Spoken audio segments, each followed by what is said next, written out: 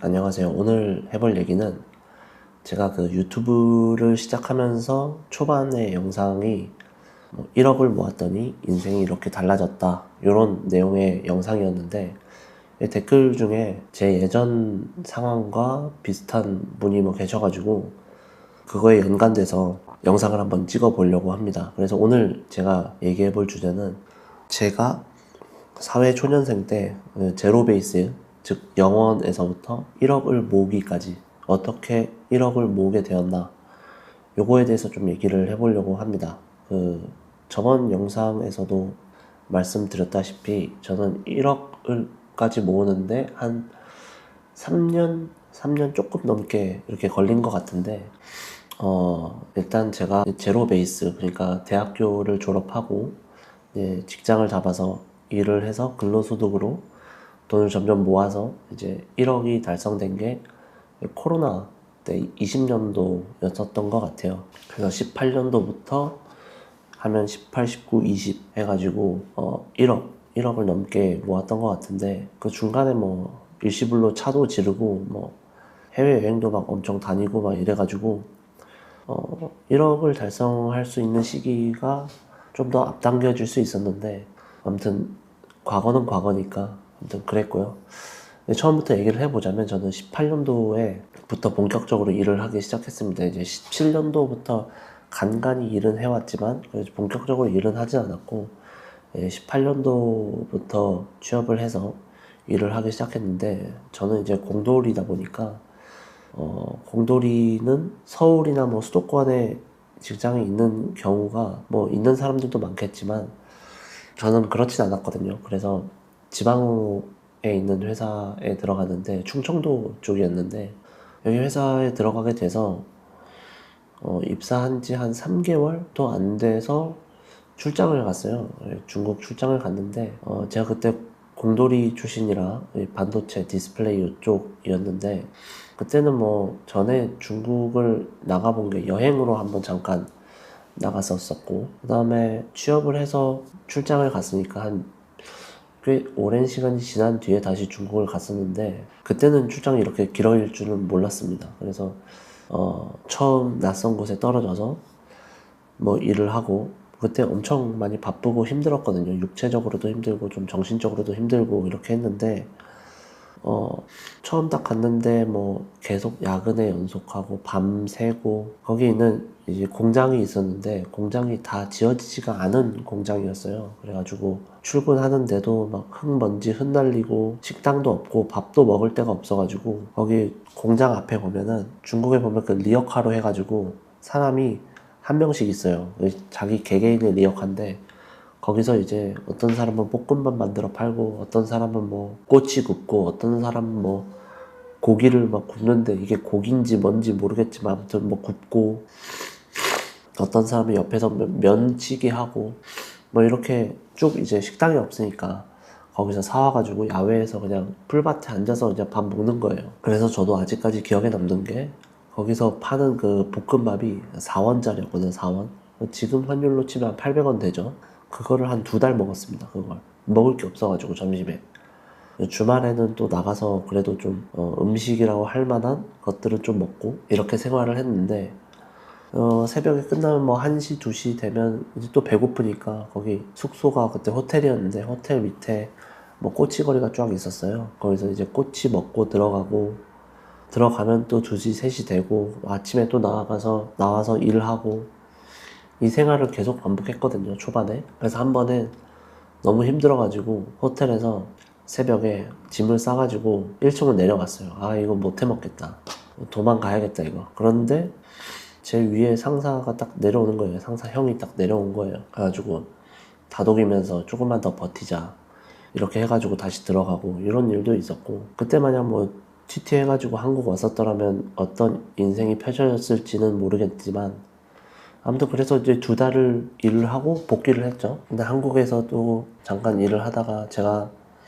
해외에 나가서 일을 하게 되는 팀에 들어가게 되고, 그 다음에 또 나와서 또 2달 있다가 한국 복귀하고, 요 사이클을 계속 돌았거든요. 코로나 전까지 요 사이클을 되게 많이 돈 것 같아요. 그래서 한국에 있을 시간이 1년에 한 몇 달 안 됐어요. 1년의 대부분을 해외에서 보냈었고 2달 일하고 한국 들어와서 뭐 한 2주 쉬고 다시 나가고 이 생활을 계속 반복을 하다 보니까 제가 그때 20대였는데 출장을 나가서 뭐 돈을 받고 이렇게 하다 보니까 월급, 그 다음에 출장비, 그 다음에 또 부식비, 뭐 식비 같은 겸 해가지고 또 이렇게 해가지고 한 달에 돈이 3번씩 들어왔거든요. 저 때가 제가 한 27, 8, 뭐 이때쯤 됐을 텐데 사회 초년생이 이게 대기업도 아니고 이렇게 그냥 일반적인 그냥 회사에서 이렇게 월급을 받으니까 저도 한번 첫 2달 갔다 와서 한 번 더 가보자 이렇게 생각이 들었던 것 같아요. 그래서 한 번 더 갔다 와서 갔다 오고 뭐 일은 힘들었지만 힘든 만큼 시간도 빨리 가고 이렇게 한 2, 3번 왔다 갔다 한 반년 하니까 또 적응이 되고 환경도 좀 좋아지고 나아지고 이렇게 되다 보니까 뭐 2달 갔다 오면은 월급 2번 받잖아요. 그러면 통장 앞자리 수가 또 달라져 있고 휴가 때 2주 중국에서 일을 하고 2주 동안 휴가 있을 때 해외 나가서 여행도 많이 가고 국내에서도 놀고 뭐 이런 식으로 많이 생활을 했었거든요. 중국에서도 쉬는 날이 있으면은 제가 있었던 데가 이제 베이징 근처였기 때문에 베이징을 엄청 많이 왔다 갔다 했었어요. 그래서 보니까 해외 생활도 뭐 적응이 좀 되고 돈도 받아보니까 20대 때 회사에 뭐 부장급 월급 뭐 이런 식으로 받아버리니까 기본 월급의 뭐 2배 이상을 받았으니까 돈이 금방금방 모이더라고요. 그래가지고 근데 돈은 이렇게 쌓이는데 그때 당시 저는 경제관념 이런 거는 없었거든요. 그냥 뭐 통장에만 그냥 차곡차곡 모아놓고 뭐 돈 모이면 뭐 여행 갔다 오고 뭐 이런 식으로 생활을 했었는데 그러다가 돈이 좀 한 몇 천만 원씩 모이니까 이거를 좀 어떻게 해야 되는데 어떻게 할지는 모르겠고 적금은 또 5년이니까 또 들기가 싫은 거예요. 그래서 제가 처음으로 한 게 돈을 한 4천만 원 정도가 됐을 때 예금을 했습니다. 예금을 하고 예금이 보통 1년짜리잖아요. 예금을 하고 다시 중국에 가는 거예요. 또 다시 원화채굴 하고 그래서 이렇게 한 뭐 한 2년 정도 거의 2년도 안 돼서 이렇게 사이클을 돌려다 보니까 한 7, 8천 정도 돼 있었거든요. 그래서 그때 갖고 있는 돈을 다 빼가지고 달러로 바꿨습니다. 저 이때 그 같이 다니던 동생이 있었는데 뭐 미국 주식 뭐 이런 거 알려주고 유명한 블로그 있다, 자기 미국 주식 하는데 요거는 해야 될 것 같다 뭐 이런 식으로 얘기를 하는 거예요. 저는 근데 그때 주식에 대해서 아무것도 몰랐었고 조금 회의적으로 안 좋게 좀 많이 생각을 했었는데 이게 돈이 뭐 한 7, 8천 되는 돈이 이게 나 어떻게 해야 될지도 모르겠고 일단 한국 돈으로 갖고 있나 달러로 갖고 있나 그때 당시 뭐 미국 주식이나 뭐 이런 건 몰랐지만 뭐 핸드폰도 애플폰 썼었고 나이키 신발 뭐 이런 거 신고 미국에 대한 또 동경도 있었고 이러다 보니까 달러로 다 바꿨습니다. 그래서 달러가 그때 한 1,100원 수준이었던 것 같아요. 지금은 1,500원이지만 그래서 달러로 다 바꿔서 그때부터 미국 주식을 조금씩 시작을 했습니다. 그래서 제가 월급을 받았을 때는 월급 일정 부분 생활비만 남기고 매달 그냥 다 달러로 바꿨어요. 달러로 바꿔서 그래서 원화 자산은 거의 없었고 그때 당시 달러 자산으로 거의 대부분 갖고 있었던 것 같아요. 그래서 초반에는 뭐 반은 예금, 뭐 반은 달러 이런 식으로 갔다면 예금이 다 만기되면 또 다시 달러로 바꾸고 이런 식으로 해가지고 거의 달러로 갖고 있으면서 원화채굴은 원화채굴대로 따로 하고 이게 또 모아지면서 1억이라는 숫자가 금방 달성이 되더라고요. 그래서 중간에 1억을 달성을 했었는데 20년도 초에 제가 뭐 차를 일시불로 사가지고 또 거기서 또 몇천만 원 또 깎이고 이래가지고 다시 모았어요. 다시 모아서 20년도 말에 또 다시 채워서 어차피 달러 자산이고 주식도 조금 올라주고 이래서 1억을 다시 채우게 됐었고 20년도에는 코로나 때문에 해외 출장을 많이 가지 못했었고 그래도 한 5개월, 6개월 정도는 있었던 것 같아요. 그래서 20년 끝나고 20년 말, 21년 초, 20년 말 이때 1억을 넘기게 되었었던 것 같습니다.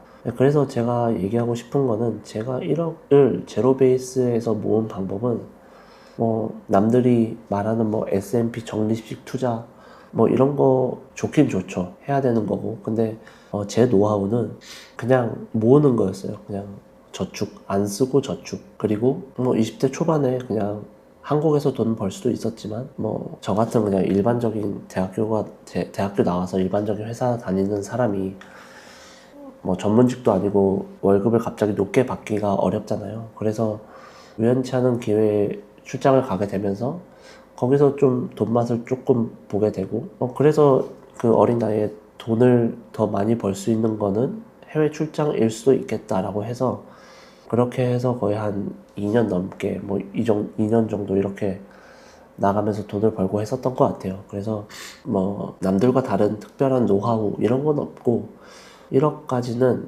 근로소득으로 지출을 확 줄이면서 어떻게든 모아가야 된다. 여기서 1억 가기 전에 돈을 모으다가 한번 부러지잖아요. 내가 예를 들어서 뭐 한 5천만 원, 6천만 원 모았는데 뭐 주식 투자 크게 해가지고 올 베팅해서 물론 그게 1억이 될 수도 있겠지만 베팅해서 부러지면은 이게 다시 1억 가기가 쉽지가 않거든요. 5, 6천 있는데 뭐 반토막 나가지고 한 3천, 4천 있다, 3천 있다. 그럼 여기서 다시 7천만 원을 모아서 1억까지 가야 되는데 이게 배로 힘들거든요. 그래서 제가 봤을 때는 1억 언더에서는 큰 베팅을 하는 것보다는 그냥 수비를 철저히 하고 공격 축구보다는 수비를 좀 철저히 해서 1억을 빨리 모으는 게 중요하다. 그게 더 빠를 수 있다. 주위에 보면 뭐 한 5천 투자해가지고 100% 먹어서 1억 모은 사람도 있고 뭐 이럴 수도 있어요. 근데 소수의 일이지 모두가 그렇게 돈을 번다는 보장은 없거든요.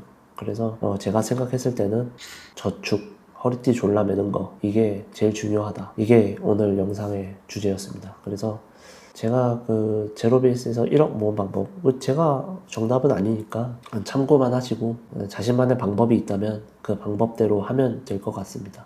그래서 오늘 영상 여기까지 하고요. 다음에는 또 다른 영상으로 얘기해 보도록 하겠습니다. 감사합니다.